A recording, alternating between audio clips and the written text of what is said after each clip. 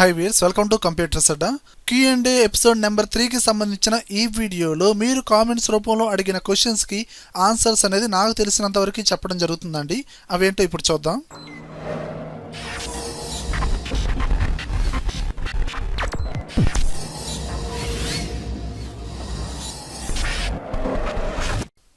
ఇప్పుడు first comment వచ్చి రవి గారు అడుగుతున్నారు, ఇండియన్ రూపీ సింబల్ కావాలంటే డైరెక్ట్ షార్ట్ కట్ ఉందా? దీని గురించి ఆల్రెడీ చెప్పానండి. ఎక్సెల్లో మీకు రూపీ సింబల్ డైరెక్ట్గా ఇన్సర్ట్ చేయాలంటే షార్ట్ కట్ కన్నా ముందు ఆ ఇండియన్ రూపీ సింబల్కి సంబంధించిన ఫాంట్ని యాడ్ చేసుకోవాలి. రెండు విధాలుగా మనం ఏంటంటే ఈ ఇండియన్ రూపీ సింబల్ని డైరెక్ట్గా యాడ్ చేసుకోవచ్చు. దీనికి సంబంధించిన వీడియో కావాలంటే కింద డిస్క్రిప్షన్లో పైన ఐకార్డ్స్లో ఇచ్చాను, చూసుకోండి. జ్యోతిర్మన్ గారు అడుగుతున్నారు, రెడ్యూస్ ఏ పవర్ పాయింట్ ఫైల్ సైజ్. యాక్చువల్గా మీరు ఓ పవర్ పాయింట్ ఫైల్ సైజ్ అనేది 10 MB ఉందండి, దాన్ని 2 MBగా 3 MBగా తగ్గించాలనుకుంటున్నారు. ఓకే, పవర్ పాయింట్లో డిఫరెంట్ ఇమేజెస్ ఇంపోర్ట్ చేసుకుంటారు. ఆ ఇమేజెస్ని మీద బేస్ చేసుకొని ఆ పవర్ పాయింట్ ఫైల్ అనేది కొంచెం ఎక్కువగా ఉండొచ్చు. మీరు ఏం చేయొచ్చు అంటే ప్రజెంటేషన్ ఇచ్చేటప్పుడు మీరు నెట్లో నుంచి డౌన్లోడ్ చేసుకున్న ఇమేజెస్ హై క్వాలిటీగా ఉంటే అంత క్వాలిటీగా ప్రజెంటేషన్ ఇవ్వాల్సిన అవసరం లేదు. చూడండి, నేను ఒక బేసిక్గా ఒక పవర్ పాయింట్ ఫైల్ చూపిస్తాను. ఇక్కడ ఒక పవర్ పాయింట్ ఫైల్ ఉంది, దీని మెమరీ వచ్చి 5.80 MB ఉంది. ఓకే, ఇందులో డిఫరెంట్ ఇమేజెస్ ఉన్నాయండి. ఓకేనా, ఈ ఇమేజెస్ వల్ల కూడా అంటే మీ ప్రజెంటేషన్లో డిఫరెంట్ ఇమేజెస్ వల్ల కూడా సైజ్ ఎక్కువ అవ్వచ్చు. నేనేం చేస్తున్నానంటే నేను డైరెక్ట్గా మళ్ళీ సేవ్ యాజ్ చేస్తున్నాను. ఫైల్ మెనూలోకి వెళ్ళిపోయి సేవ్ యాజ్, మనకి ఒక బాక్స్ ఓపెన్ అవుతుంది కదా, మళ్ళీ సేవ్ చేసుకోమని ఈ సేవ్ బటన్ పక్కనే టూల్స్ ఉంటాయి, దీన్ని క్లిక్ చేసి కంప్రెస్ పిక్చర్స్, దీన్ని క్లిక్ చేశారనుకోండి మీ పవర్ పాయింట్లో ఇమేజెస్ ఉంటాయి కదా, వాటి సైజెస్ని కంప్రెస్ చేస్తున్నట్టు. ఓకే, కంప్రెస్ పిక్చర్స్ అండ్ ఇక్కడ చూడండి హెచ్డి ఫార్మేట్లో ఉండొచ్చు అండ్ 220 పిక్సెల్ 150 అండ్ 96. ఇది ఎంతైతే తగ్గించుకుంటారో ఆ సైజ్, ఆ ఫైల్ సైజ్ అనేది అంత డిక్రీజ్ అయ్యిద్ది. మీరు ఈమెయిల్ ఈ ఆప్షన్ పెట్టుకొని ఓకే అనేసి, ఓకే, అండ్ దాని ఫైల్ నేమ్ కూడా మార్చండి. మెయిన్ ఒరిజినల్ పీపీటీ ఫైల్ కాకుండా మళ్ళీ సపరేట్ నేమ్ ఇవ్వండి. నేను ఇక్కడ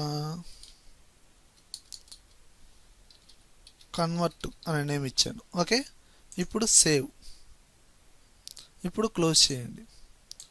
ఇప్పుడు ఇదిగోండి first original file 5.8 MB and convert చేసిన ఫైల్ ఇది ఎంత ఉంది మెమరీ 1.77 MB. ఓకేనా, ఈ విధంగా మీరు కన్వర్ట్ చేసుకోవచ్చు. అండ్ నెక్స్ట్ కామెంట్ వచ్చి రాజశేఖర్ రెడ్డి గారు అడుగుతున్నారు, ఫోటోషాప్ CS6 సాఫ్ట్వేర్ మెయింటైన్ చేయాలంటే మన సిస్టమ్ కాన్ఫిగరేషన్ ఏం మెయింటైన్ చేయాలి అన్నారండి. ఇప్పుడు CS6 కంటే మినిమం 4 GB ర్యామ్ మెయింటైన్ చేయండి చాలు. మినిమం 4 GB ఉంటే మంచిదండి. ఈ రోజుల్లో బేసిక్ మీరు సెకండ్స్లో తీసుకున్న బయట 4 GB మినిమం ఉంటుంది కాబట్టి. ఓకేనా, అండ్ ఫస్ట్ హ్యాండ్లో తీసుకుంటే 8 GB ర్యామ్ స్టార్టింగ్లో ఉంటుంది. ఓకే, అండ్ 32 బిట్ 64 బిట్ అంటే ఇంకా ఆ సాఫ్ట్వేర్ ఏదో డిపెండ్ అయి ఉంటుందండి.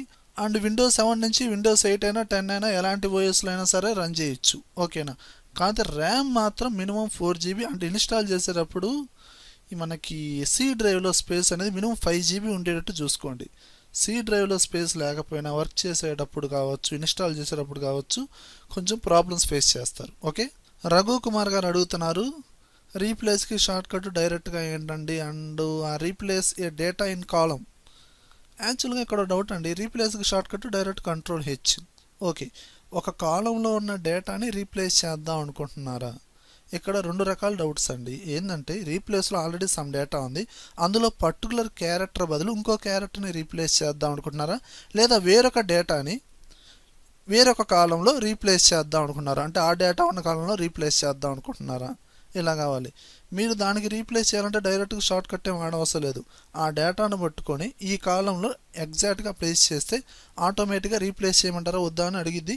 మీరు ఎస్ అంటే ఆటోమేటిక్గా రీప్లేస్ అయ్యిద్ది.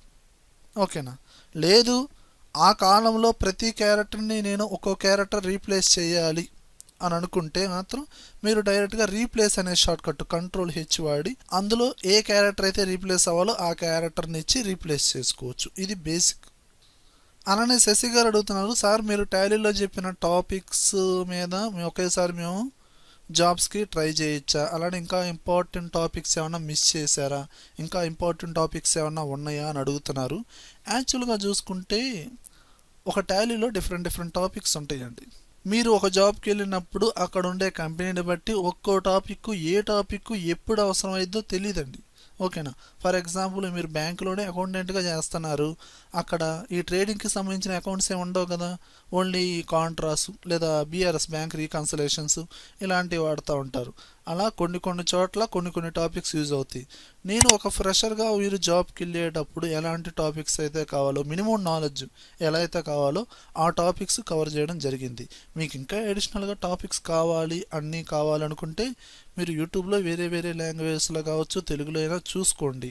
అండ్ ఈ ఛానల్లోనే కావాలనుకుంటే కొంచెం టైం అయితే పడుతుందండి. ఓకేనా. అండ్ నెక్స్ట్ కామెంట్ వచ్చి రాజశేఖర్ గారు అడుగుతున్నారు, నాకు ఎక్సెల్లో కంట్రోల్ హోమ్ ప్రెస్ చేస్తే డైరెక్ట్గా ఫస్ట్ సెల్కి అంటే A1 సెల్కి జంప్ అవ్వట్లేదు అంటున్నారు. మీ ఎక్సెల్లో కొన్ని సెట్టింగ్స్, ఆ సాఫ్ట్వేర్లో కొన్ని సెట్టింగ్స్ చేంజ్ అవ్వడం ద్వారా కూడా కావచ్చు ఈ విధంగా కొన్ని ప్రాబ్లమ్స్ ఫేస్ చేస్తారు. మీకు అలా కంట్రోల్ హోమ్ వర్క్ అవ్వకపోతే కంట్రోల్ అప్ యారో యూజ్ చేయండి. కంట్రోల్ అప్ యారో అంటే ఆటోమేటిక్గా మీకు ఏమవుతుంది, ఫస్ట్ సెల్కి మూవ్ అవుతూ ఉండిద్ది. డైరెక్ట్గా మూవ్ అయిపోయినా డేటా ఎక్కడైతే బిగిన్ అయిందో ఆ విధంగా మూవ్ అవుతూ ఉండిద్ది. అలా కంట్రోల్ యారో కీస్ కూడా మీరు యూజ్ చేయొచ్చు. ఓకేనా. అండ్ బాల రూపేష్ గారు అడుగుతున్నారు, సార్ ఈ ఫిల్టర్ చేసిన సెల్స్ అంటే ఏ వాల్యూస్ అయితే విజిబుల్గా డిస్ప్లే అవుతున్నాయో ఎక్సెల్లో ఆ వాల్యూస్ మాత్రమే పేస్ట్ చేయాలంటే ఎలా అంటే, దీని గురించి ఆల్రెడీ చెప్పానండి, ఒకసారి చూపిస్తాను. ఇక్కడ ఎక్సెల్లో ఆల్రెడీ సమ్ డేటా ఇచ్చాను కదా, ఇందులో పర్టికులర్ ప్లేస్ బట్టికి నేను ఫిల్టర్ చేస్తున్నాను. ఇక్కడ నేను విజయవాడ లొకేషన్ ఎవరెవరైతే ఉన్నారో వాళ్ళ వాటికే ఫిల్టర్ చేశాను.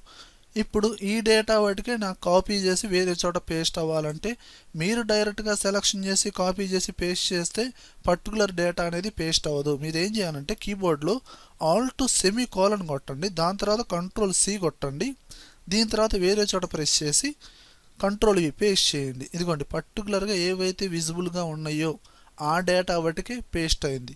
అది ఫిల్టర్ చేసిన టెస్ట్ కావచ్చు, హైడ్ చేసిన టెస్ట్ కావచ్చు, ఏదైనా మీరు డైరెక్ట్గా ఇలా పేస్ట్ చేసుకోవచ్చు. ఓకేనా. అండ్ నెక్స్ట్ కామెంట్ వచ్చి బివిఎస్ సుబ్బారావు గారు అడుగుతున్నారు, divide particular cell into multiple cells. జనరల్గా ఎక్సెల్లో డిఫరెంట్ సెల్స్ ఉంటాయి, అంటే రోస్ని కాలమ్స్ని బేస్ చేసుకుని సెల్స్ ఉంటాయి. అందులో సింగిల్ సెల్ని మళ్ళీ మల్టిపుల్ సెల్స్గా ఎలా కన్వర్ట్ చేస్తాం? యాక్చువల్గా మల్టిపుల్ సెల్స్ని ఒకే సెల్గా కన్వర్ట్ చేస్తాం మెర్జ్ చేసి, దాన్ని మళ్ళీ ఇండివిజువల్ సెల్స్గా కన్వర్ట్ చేసుకోవచ్చు. ఓకేనా. అందులో ఉన్న మళ్ళీ సింగిల్ సెల్ని మల్టిపుల్ సెల్స్గా డివైడ్ చేయడానికి కుదరదండి. MS వర్డ్లో అనుకోండి, మీరు రోసు కాలమ్స్ని బేస్ చేసుకుని టేబుల్ డ్రా చేస్తారు, మళ్ళీ సింగిల్ సెల్ని మళ్ళీ డ్రా టేబుల్ అనే ఆప్షన్ ద్వారా మీరు ఏం చేయొచ్చు, మళ్ళీ మల్టిపుల్ సెల్స్గా కన్వర్ట్ చేయొచ్చు. కానీ ఎక్సెల్లో సింగిల్ సెల్ని మల్టిపుల్ సెల్స్గా కన్వర్ట్ చేయడం కుదరదండి. ఓకేనా. అండ్ నెక్స్ట్ కామెంట్ వచ్చి కృష్ణ గారు అడుగుతున్నారు, సార్ ఫాంట్స్ని ఎలా ఇన్స్టాల్ చేయాలి? జనరల్గా మీరు మీ సిస్టంలో ఓఎస్ని బట్టి ఫాంట్స్ అనేది ఇన్స్టాల్ చేయాలండి. యాక్చువల్గా మీరు ఫాంట్స్ని డౌన్లోడ్ చేసుకుంటారు, ఓకే. మీరు విండోస్ 7, విండోస్ XP ఇలాంటి ఓఎస్ కనుక వాడుతున్నారనుకోండి, ఇన్స్టాల్ కాదండి, ఆ ఫాంట్ని డైరెక్ట్గా మీకు మీ కంప్యూటర్లో సెర్చ్ బాక్స్ ఉంటుంది కదండి, అందులో ఫాంట్స్ అని టైప్ చేయండి. ఆ ఫాంట్స్ అన్న ఫోల్డర్లో డైరెక్ట్గా ఈ డౌన్లోడ్ చేసుకున్న ఆ ఫాంట్స్ని కాపీ చేయండి, దాని తర్వాత సిస్టమ్ రీస్టార్ట్ చేయండి. ప్రతి సిస్టంలో ఆ ఫాంట్స్ అనేది యాడ్ అయిపోతాయి.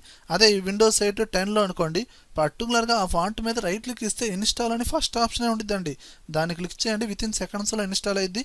సిస్టమ్ రీస్టార్ట్ చేసుకోండి, ప్రతి సాఫ్ట్వేర్లో ఆటోమేటిక్గా యాడ్ అవుతాయండి. అండ్ నెక్స్ట్ కామెంట్ వచ్చి సుబ్బు గారు అడుగుతున్నారు, సార్ ఈ డ్రాప్ క్యాప్ అంటే ఏంటి? అంటే వీటి గురించి నేను కమ్యూనిటీ ట్యాబ్లో కొన్ని క్వశ్చన్స్ పెడుతున్నాను, అందులో డ్రాప్ క్యాప్ గురించి అడగడం జరిగింది. అసలు డ్రాప్ క్యాప్ అంటే ఏందో కూడా అడిగారండి. డ్రాప్ క్యాప్ అండి, ఇప్పుడు మనకి MS వర్డ్లో చూడండి, మనకు కొన్ని మ్యాగజైన్స్లో మీరు అబ్జర్వ్ చేసే ఉంటారు, ఒక స్టోరీ బిగిన్ అయ్యేటప్పుడు ఫస్ట్ క్యారెక్టర్ కొంచెం సైజ్ ఎక్కువగా ఉండిద్ది. ఓకేనా. దాన్నే డ్రాప్ క్యాప్ అనమాట. ఆ డ్రాప్ క్యాప్ సెట్ చేయొచ్చు. ఇందులో ఫస్ట్ పారాగ్రాఫ్లో ఫస్ట్ లైన్లో ఫస్ట్ లెటర్ ఏముంది, U ఉంది. మీరు ఏది సెలెక్షన్ చేయాల్సిన అవసరం లేదు. ఈ డ్రాప్ క్యాప్ అనేది మనకి MS వర్డ్లో ఇన్సర్ట్ ట్యాబ్లో ఇదిగోండి డ్రాప్ క్యాప్, దీన్ని ప్రెస్ చేసి డ్రాప్డ్, ఇదిగోండి ఈ విధంగా సైజ్ అనేది 3 లైన్స్ని బేస్ చేసుకొని మనకి ఇలా యాడ్ అవ్వడం జరిగింది. లేదండి ఆ లెటర్ అనేది మనకి మార్జిన్స్లో కావాలనుకుంటే ఇన్ మార్జిన్, ఈ విధంగా ఈ 2 ఆప్షన్స్ యూజ్ అవుతాయి. ఇదే డ్రాప్ క్యాప్ అంటారు. ఓకేనా.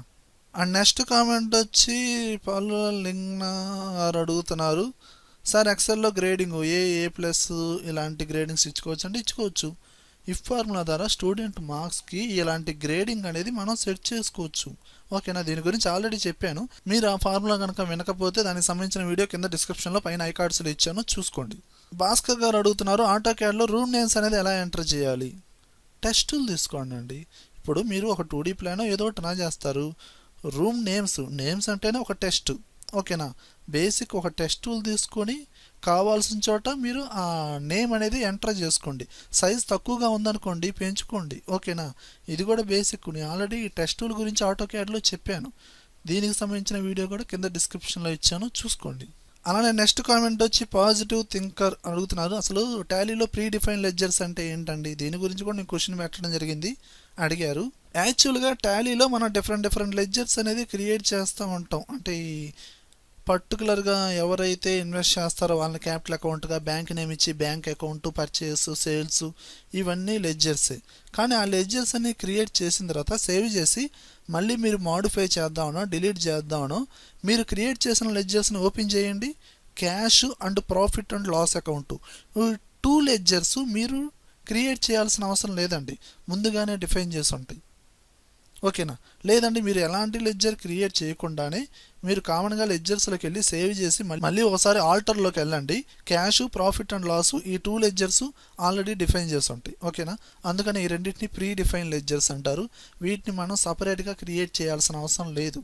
ఓకేనా, అలానే చాలామంది 15Kలో ఎడిటింగ్ సిస్టమ్ ఉందా అని అడుగుతున్నారు. అసలు 15Kలో ఎడిటింగ్ సిస్టమ్ అనేది రాదండి. మీరు ఓన్లీ ఎంఎస్ ఆఫీసు, టాలీ లేదా ఫోటోషాప్ 7.0 ఇలాంటి సాఫ్ట్వేర్లు మెయింటైన్ చేయాలనుకుంటే 20Kలో కూడా మీరు సెకండ్స్లో సిస్టమ్ అనేది కొనుక్కొని రన్ చేయొచ్చు. కానీ ఇంకా అడ్వాన్స్డ్గా వెళ్ళాలి, అసలు ఎడిటింగ్ సిస్టమ్ మెయింటైన్ చేయాలంటే మినిమం 40+ కావాల్సిందేనండి. ఎందుకంటే ఎక్కువ ర్యామ్ లేకుండా, ఎక్కువ ప్రాసెసర్ అనేది లేకుండా మీరు ఎడిటింగ్ వర్క్ అనేది చేయలేరు. చాలా ప్రాబ్లమ్స్ ఫేస్ చేస్తూ ఉంటారు. ఓకేనా, సో ఎడ్యుకేషన్ పరంగా ఈ Tally, MS office, Photoshop old version వాడాలనుకుంటే మీరు 20Kలో కూడా సెకండ్లో తీసుకోవచ్చండి. కానీ నేను అడ్వాన్స్డ్గా వాడాలి, ఈ కొరల్ డ్రా, ఆటో క్యాడ్ ఇలా వాడాలనుకుంటే కొంచెం ప్రాసెసర్ 30+ పెట్టాల్సిందే.